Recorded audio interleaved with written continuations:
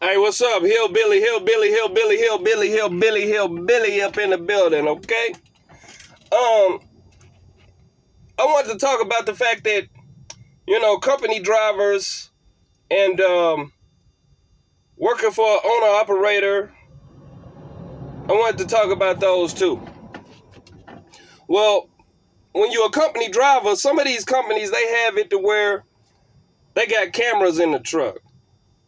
Okay, I can get sometimes you got a camera facing on the outside, but I can't get why you looking on the inside at me. I can never understand that. Like, it's my personal space. Like, I'm doing a job for you, and you looking at me do the job for what? And you telling me that you're doing it. Like, that is kind of creepy that they want to do that. It seems like it's a lawsuit in that, in my opinion. I'm sitting here in the seat. I'm going down the road. I don't want to pull over. I'm pissing into this and that, and you watching me. It's a problem. Take for instance a lady in here. She doing her little things, whatever she do. Cause I don't know how the lady truckers go, but I mean I'm sure they got a lot more managing about how they do things than we do. So I can't get why a company would want to look in on them on the camera. I don't get it. Okay. Also, when you're working for a big company that, like W-2 and all that stuff, they got a set of rules that you got to abide by. They want you to come in here just like everybody else has came in here. They want you to come be on the job like you at a warehouse, but you in a truck on the outside, but we still watching you and micromanaging you, making sure you don't deviate from the path of what we said you can ride on. And if you ride off of that path, we're going to charge you the miles. We're going to charge you back every little thing. With a company job like that, you can't even, like say for instance, you got things that come up. They not going to be negotiable about your time back to work. They not going to do it. It's so many, one perk is for you, the driver, is that the company that operates based off of the system, they have a set of rules that they got to abide by too. At the end of the day, they got to pay you whether you quit or not. It has been an instant where I have worked for a company job and they didn't pay me though. But this was in Georgia. The South can get a little fucked up, but we're not going to get into that. So they may understand nothing. They not willing to compromise nothing. They want you to come here and sign a contract like you on a leash, not have no negotiation. And this is unfair on the driver's part because you can't charge them for doing that pre-trip every day. You can't charge them for doing that post-trip every day.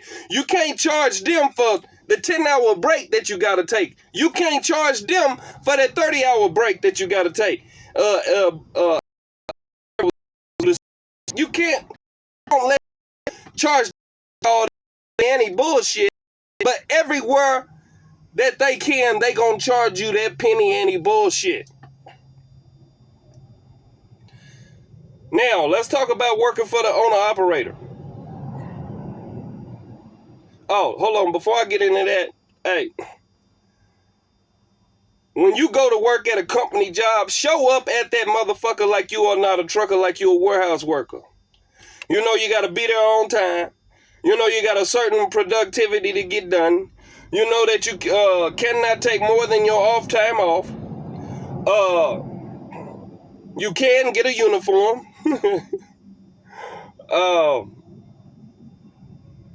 And just know they gonna micromanage everything that you do.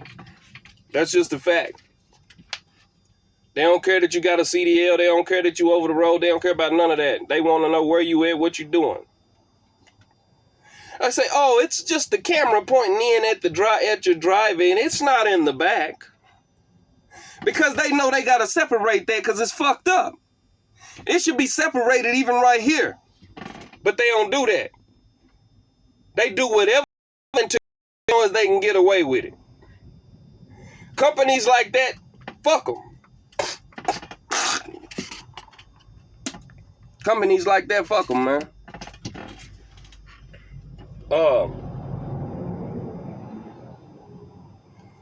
But, okay, I got to do another set of doing the owner-operator because I don't know if I got enough time. I'm going to try. But even if it cut off, I'm going to hook you up later.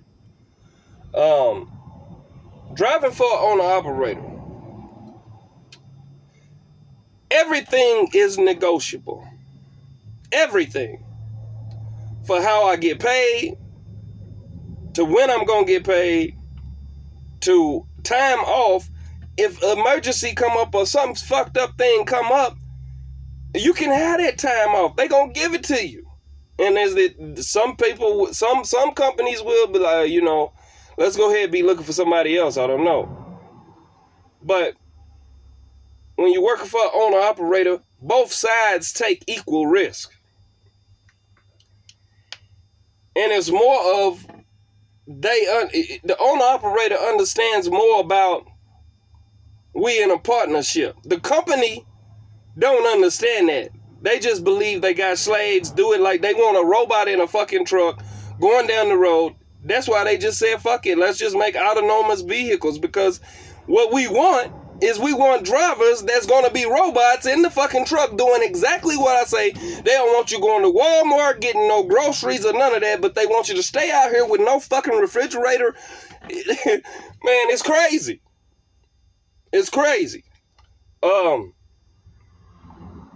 like I said, man, with an owner-operator, things are negotiable.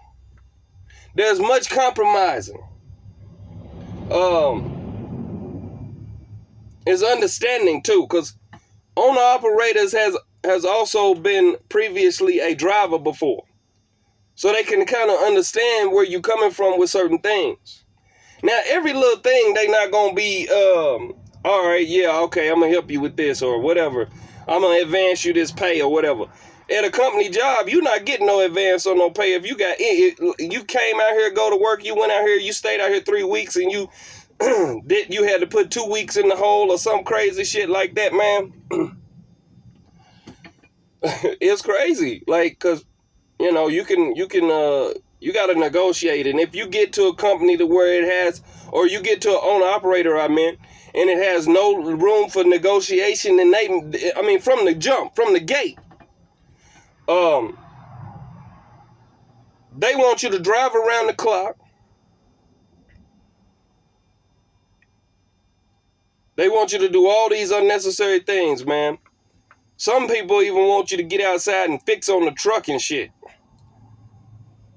But you have to test these people in some of this stuff. Got to test them. You may not need an advance, but you might just want to fucking ask them just to see where they at. You might not need time off like that, but you just want to run that by them and say, hey, you know what? Never mind. I don't need that. Later on. I mean, for real. You got to test everything. All trucking should be owner-operator based, man. It shouldn't even be no fucking company drivers. We should, not company to the point of being at a JB Hunt or some bullshit like Convoy. They had to close their doors and shit. It's a lot of other trucking companies that close their doors. And it's a lot of owner-operators that close their doors too. But they close their doors because they can't keep drivers. They can't keep drivers because they're not willing to negotiate. They trying to run an owner-operator business like a company job. And you can't do that. When you own an operator, you got to understand that this is a partner. If my partner is caught up in a situation or whatever, and it's going to affect the business, what terms can we meet to where this situation that you have is not affecting the productivity of the business? And if we do have to take this loss, how will we get it back? What can we do to get this back? Where we going to start? Not that you owe me. No. Because all the extra things that you've been doing over the road, I appreciate. You know, simple things like some owner-operators don't even tell you thank you. Or I appreciate it. Oh, yeah, that was awesome. I appreciate it. You know.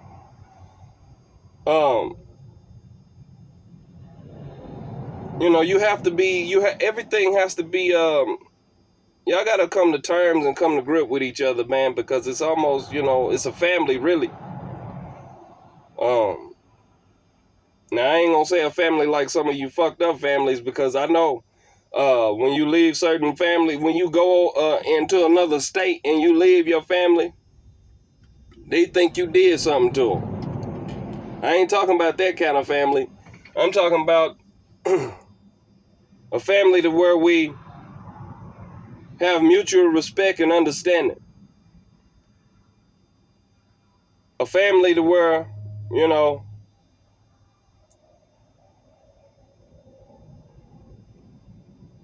what can we do to alleviate each other's problems?